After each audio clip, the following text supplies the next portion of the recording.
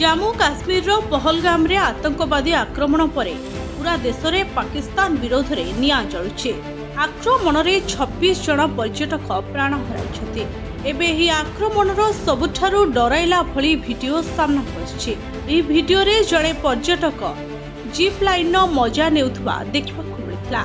आउ ताको पछपटे आतंकवादी गुली चलीछे। आउ एही पर्यटकंकु गुलिकांड विषय किछि जଣା पडु नाही। संपृक्त पर्यटक हसी हसी वीडियो बनाउछथि। एही वीडियो रे लोकमाने भयरे धाउथबा चित्र मध्य कैद होइछे एवं चित्कार करुथबार शब्द मध्य सुनिबाकु मिलुछे, जहा छाती थरे देउछे।